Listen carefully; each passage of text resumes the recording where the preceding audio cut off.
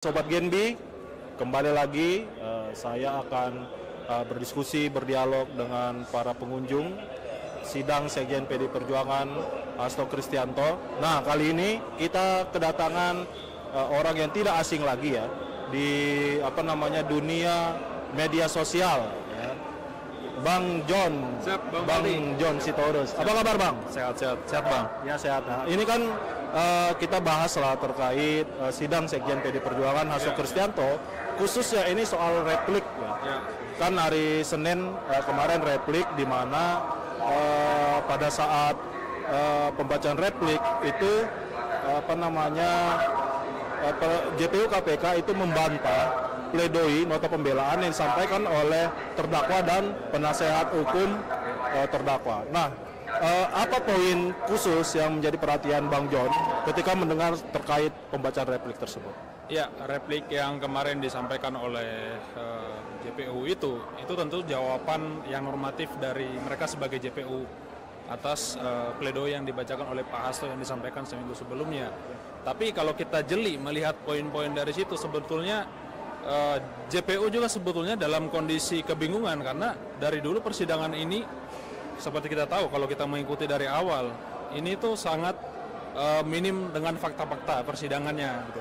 Kalau kita melihat fakta-fakta persidangan yang ada, itu sangat kecil kemungkinan untuk Pak Hasto untuk dipaksakan, apalagi entar lagi menjelang vonis ini, itu kecil kemungkinan Pak Hasto untuk divonis, seharusnya bebas gitu.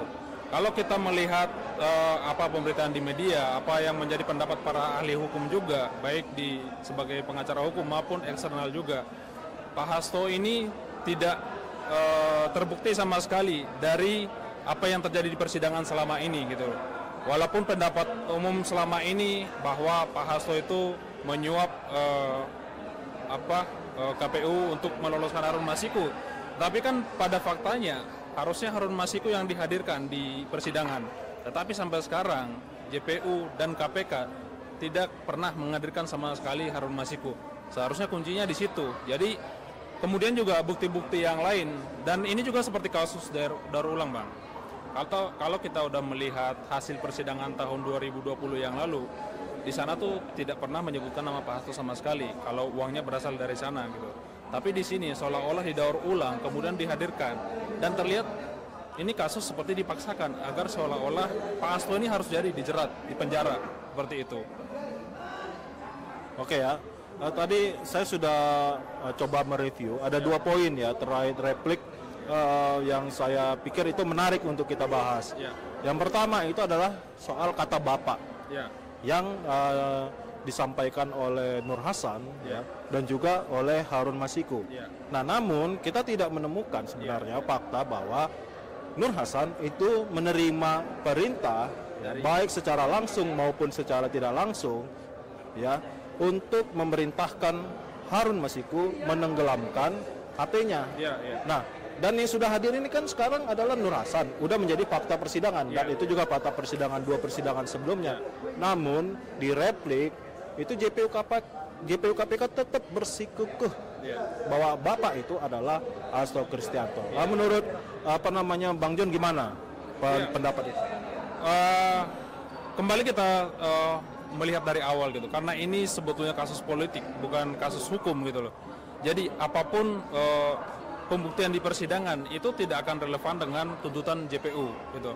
Jadi kata Bapak yang sudah dijelaskan oleh saksi itu bahwa itu tidak merujuk sama sekali ke Pak Hasto, walaupun sudah beberapa kali diungkapkan, itu akan tetap dipaksakan oleh JPU bahwa kata Bapak itu akan merujuk ke Hasto gitu. Ya, semua orang bisa menduga lah kalau ini ada pesan politik di balik ini semua. Ada tuntutan, ada tekanan politik mungkin juga untuk JPU dan KPK juga gitu loh. Maka apapun pengakuan saksi, apapun pembeberan dari saksi itu, ketika mereka udah mengatakan Bapak itu yang dimaksud itu bukan Pak Hasto, tetapi mereka seolah-olah memaksakan kalau Bapak ini apapun ceritanya harus jadi Pak Hasto gitu loh. Padahal kan Bapak itu ya, kalau menurut fakta persidangan aja, kita nggak perlu menganalisa yang lain-lain gitu. Kalau nggak, mereka buktikan saja Bapak itu apakah benar merujuk kepada Pak Hasto. Tapi kan sampai sekarang, Bang, tidak terbukti sama sekali dan tidak ada saksi yang mengakui, bahkan udah berulang-ulang digali gitu. Bahkan dari persidangan tahun 2020 pun udah digali, pernyataan itu tidak merujuk kepada Pak Hasto gitu. Nah, ini ada poin yang kedua, itu terkait nomor Sri Rezeki Hastomo yang diklaim oleh JPU KPK bahwa itu adalah milik Sekjen PDI Perjuangan Hasto Kristianto dengan asumsi nomor HP itu tidak ditemukan, ya.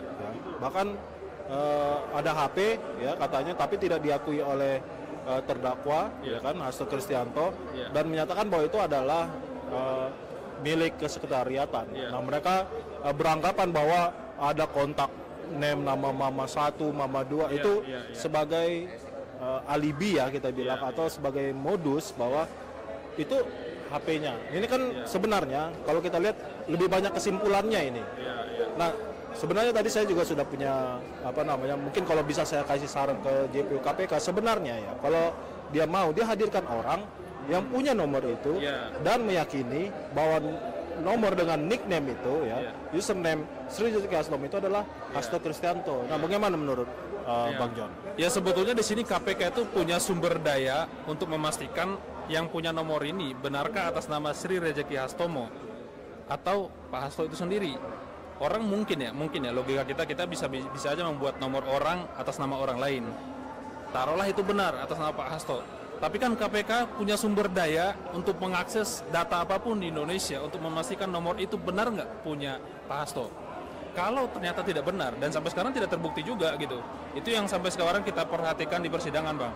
Udah berapa kali itu digali oleh JPU juga, sampai sekarang tidak ada terbukti sama sekali gitu loh. Jadi saya melihat hakim pun seolah-olah tidak begitu yakin dengan apa yang terjadi di persidangan ini dengan fakta-fakta persidangan yang ada. Yang terjadi selama ini adalah opini-opini publik, opini lawan politik dari PDI Perjuangan dan Pak Hasto yang mendiskreditkan Hasto seolah-olah bahwa Hasto ini adalah aktor di balik semua kasus ini. Salah satunya kasus suap dan obstruction of justice yang dituntut saat ini gitu loh. Tapi ternyata di fakta persidangan itu tidak terbukti semua. Dan sayangnya KPK sebagai lembaga yang punya akses apapun terhadap seluruh data di Indonesia harusnya bisa dengan bantuan Dukcapil misalnya, dengan bantuan kepolisian, dengan bantuan intelijen misalnya. Sampai sekarang tidak terbukti di pengadilan, Bang. Itu. Nah, memang kan sebenarnya kalau kita dengarkan di dalam persidangan, bahkan juga salah satu penasehat hukum Hasto Kristianto itu Bang Febri Diansyah sudah menyampaikan bahwa beban pembuktian itu kan adanya di jaksa, penyidik jaksa, bukan pada terdakwa. Artinya kalau memang mereka ingin menarik relevansi benang merah, itu harus punya pembuktian yang kuat. Nah, ini kan sekarang jadi problemnya ini, bahwa mereka memaksakan. Nah, bagaimana ya kalau kita melihat persidangan ya, kualitas jaksa kita, kualitas KPK kita, kalau menuntut orang 7 tahun dengan fakta bukti pendukung yang sangat lemah ini. Ya, itulah yang kita sayangkan sekarang, Bang. Kita melihat jaksa kita ini harusnya lebih profesional.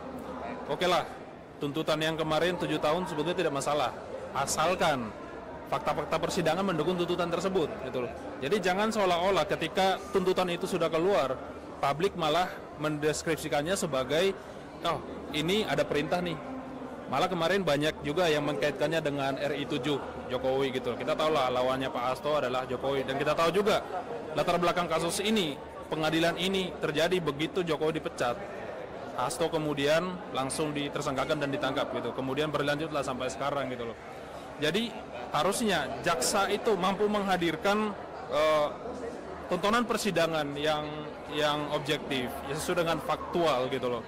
Kalau memang tidak bisa menghadirkan fakta-fakta yang menjadi fakta persidangan yang akan menjadi tuntutan nanti, ya sebaiknya jangan dituntut seperti itu. Sebaiknya jangan dipaksakan bahwa Hasto harus seperti ini gitu loh.